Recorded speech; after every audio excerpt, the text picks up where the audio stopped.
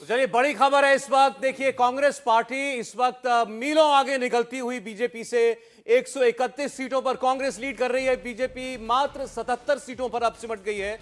JDS के लिए इस वक्त बहुत बुरी खबर है। 37 सीटें जीतने वाली 2018 में 14 सीटों पर केवल इस वक्त लीड करती हुई दिखाई दे रही है। रुझानों में बहुत आगे निकल चुकी है कांग्रेस पार्टी। इस वक्त 131 सीटों पर लीड कर रही है और हमारी मैजिक वॉल पर भी अब आपको नीला रंग जो है वो बहुतायत में दिखाई देगा। ज्यादातर सीटों पर इस वक्त कांग्रेस पार्टी आगे दिखाई दे रही है। तो कांग्रेस पार्टी के जो दावे थे वो वाकई हकीकत में तब्दील होते हुए दिखाई दे रहे हैं और बीजेपी की उम्मीद जो थी, दावे जो थे, वो उम्मीद ज्यादा नजर आ रही है। अब तो देखिए 131 कांग्रेस, बीजेपी 77, जेडीएस 14 और एक राउंड की काउंटिंग पूरी हुई है। वैसे तो अभी तक तो बीजेपी यही कहेगी कि अभी और इंतजार करें आप, लेकिन फिर भी अभी मार्जिन लीड्स में, नंबर्स में बहुत ज्यादा दिखाई दे रहा है। 131 और 77। राघवन जी देखिए, वॉल पर एक बार फिर आप वहां देखेंगे तो हुबली धारवाड़ सेंट्रल वो बीजेपी के पक्ष में चली गई। जगदीश शेट्टर वहां से लीड कर रहे थे। कांग्रेस थोड़ी देर पहले ये नीला दिखा रहा था। एक बार फिर लगता है कि वहां पर बहुत बड़ी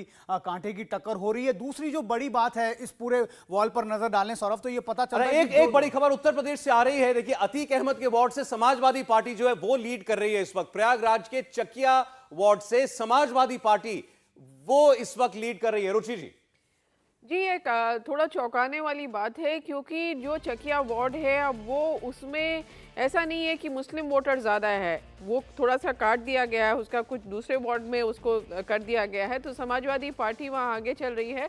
लेकिन जो पूरा प्रयागराज, अभी जैसी उम्मीद की जा रही है कि प्रयागराज में बीजेपी को जीतने में, कोई मेयर का चुनाव जीतने में कोई दिक्कत नहीं होगी।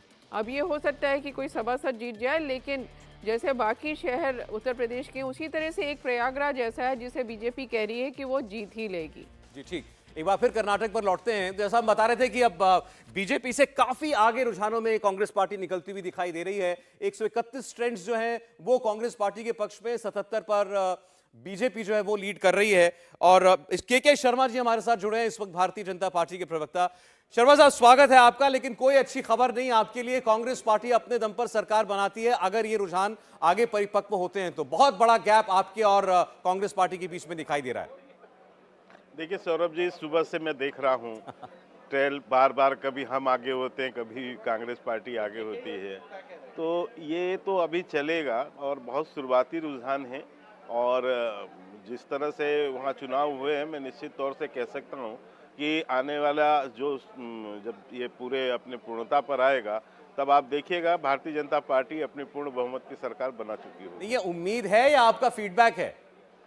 नहीं, हमारा फीडबैक भी है और उम्मीद भी है। हमारा फीडबैक भी ये है जो कि ज़मीनी स्तर से जो हम लोग वहाँ चुनाव के दौरान जो है कार्यकर्ताओं के माध्यम से या उसके चुनाव के बाद, जो आप जानते हैं कि हमारे यहाँ कुछ सिस्टमेटिक ढंग से जानकारियाँ तय होती हैं, तो उसके आधार पे भी मैं कह सकता हूँ निश्चित तौर पर कि हम अपनी जो है पूर्ण बहुमत की वहाँ पर सरकार बनाएंगे। और देखिए चुनाव के दौरान में जिस ढंग से माननीय प्रधानमंत्री जी, अमित भाई शाह, श्री जेपी नड्डा जी और अन्य जो हमारे स्टार जो प्रचारक थे और जो स्थानीय नेताओं की सभाएं थी, उसके अंदर जिस ढंग से हमें एक रुझान, जनता का एक अपनत्व, एक समर्थन जो दिख रहा था, वो समर्थन निश्चित तौर से जो है हमें वोट के रूप में परिवर्तित हुआ है और उसके कारण ही हम बहुत आत्मविश्वास के साथ हैं। ठीक है, ये होता है, ऊपर नीचे कई चुनाव हमने देखे हैं, शुरुआती रुझान में कोई ऊपर जाता है फिर घटता है। शर्मा साहब बस एक तस्वीर में दिखा दूं जरा। प्रियंका गांधी वाड्रा जो है शिमला में है। शिमला में जाखू मंदिर, हनुमान जी का मंदिर है, ये वहां पर पहुंची हैं। देखिए वो पूजा करने के लिए, माथा टेक रही हैं शिमला में जाखू मंदिर में, हनुमान जी के मंदिर में। और थोड़ी देर पहले याद कीजिए, हम आपको बेंगलुरु की तस्वीर दिखा रहे थे। बसवराज बोम्मई जी जो कर्नाटक के मुख्यमंत्री है, वो भी हनुमान मंदिर पहुंचे थे। तो जो हनुमान जी की परिक्रमा करने का जो सिलसिला चला था चुनावों से, वो अभी टूटा नहीं है। भले ही वो पहुंच चुकी है हिमाचल, लेकिन वहां भी याद हनुमान जी आ रहे हैं उनको। जी सौरभ जी, आप तो बहुत सीनियर जर्नलिस्ट हैं और आप जानते हैं कि आज ये पाखंड क्यों हो रहा है। ये तो वही कांग्रेस पार्टी है ना जो भगवान राम को काल्पनिक बताती थी, हिंदू धर्म को आतंकी बताती थी। तो ये लोग जो है आज अपना स्वरूप बदल रहे हैं, रूप बदल रहे हैं, तो उसको जनता अच्छे से जानती है। इनका जो पिछला रिकॉर्ड रहा है वो सबको पता है।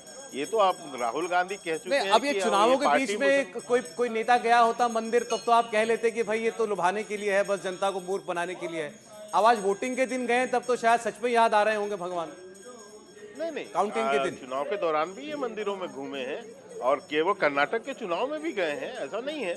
लेकिन इसके पहले के चुनाव में भी देखिए कई बार तो आपने देखा ना जो है चादर वादर ओढ़ के प्रियंका जी जाती थी मंदिरों में, और उत्तर प्रदेश के चुनाव में देखा तमाम। लेकिन जो भावना है अंदर, जो भाव है अंदर, वो तो नहीं है ना। वो तो पूरे देश जानता है कि आज ये बनावटी रूप है। अच्छा शर्मा साहब देखिए, आज बड़ी दिलचस्प तस्वीरों और घटनाओं का दिन। साहब का घर है, यहाँ पर सांप निकल आया है, तो बड़ा वहां लोग बाग जमा थे, बड़ा मीडिया भी था, हड़कंप मच गया अचानक से। देखिए सांप पकड़ करके एक व्यक्ति जो है वो बाहर निकला है। और चुनाव में भी सांप का जिक्र हुआ था, चुनाव में भी सांप का जिक्र हुआ था। ये घटना हुई वहां पर, आप देखिए जी। भगवान शिव का नाग स्वरूप जो है वहाँ पर अवतरित हुए हैं, तो निश्चित तौर से आशीर्वाद ही देने के लिए अवतरित हुए। और मैं तो कांग्रेस बढ़ती जा रही है शर्मा साहब, 140 पहुंचने वाली है।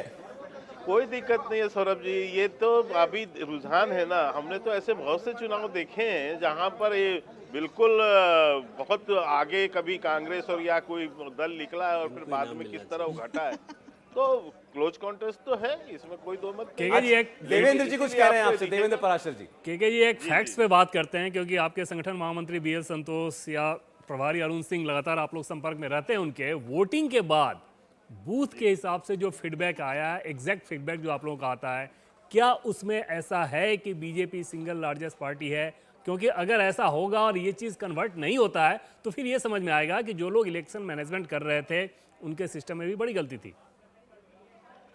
नहीं दीपक जी, सॉरी देवेंद्र जी, आपकी जो बात है, मैं इतना जरूर कह सकता हूं कि हमारे फीडबैक में हमें बहुमत के साथ सरकार बनाते हुए बताया गया। जो दूसरा प्रश्न आपका है, तो ये आप कह सकते हैं, आप स्वतंत्र हैं इस बात को कहने के लिए।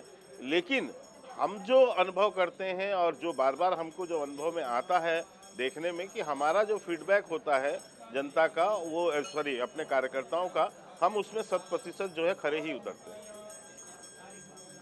चलिए ठीक शर्मा साहब, एक बार फिर हम जरा कुछ सीटों का जिक्र कर लें। 135 पर देखिए फिलहाल कांग्रेस है और बीजेपी 72 पर आ चुकी है, जेडीएस 15 पर है और अन्य 2 पर। एक तो पहली बात, बीजेपी के अपनी परफॉर्मेंस जो है वो अभी तक, अगर हम माने कि ये ट्रेंड्स जो हैं ये आगे जाकर ये कंसोलिडेट होंगे राघवन, तो वो अप टू द मार्क नहीं है।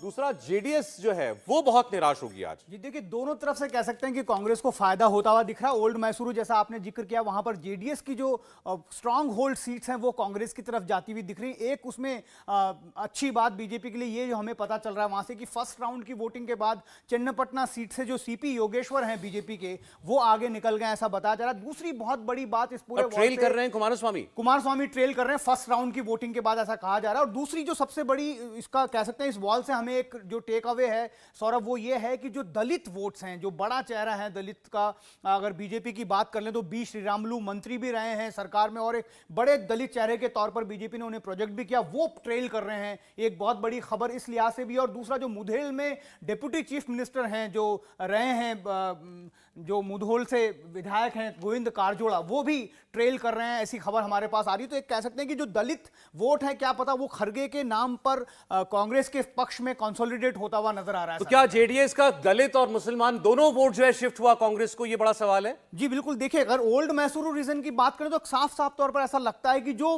बड़ा वोट चंक होता था वोकलिका के साथ साथ, वो मुस्लिम वोट था जो जेडीएस को हमेशा से सेल थ्रू करवाता था। अगर कुमारस्वामी भी पीछे चल रहे हैं तो आप अंदाजा लगा सकते हैं कि कुमारस्वामी की चन्नपटना सीट पे तकरीबन 32% मुस्लिम पॉपुलेशन है, वोकलिका के साथ वो आगे चलते हैं। तो वहां पर भी देखिए किस तरह से कांग्रेस के पक्ष में मुस्लिम वोट जाते हैं। इंडिया टीवी हर वक्त हर जगह डाउनलोड करने के लिए सर्च करें India TV news Google play store या ऐप स्टोर पर।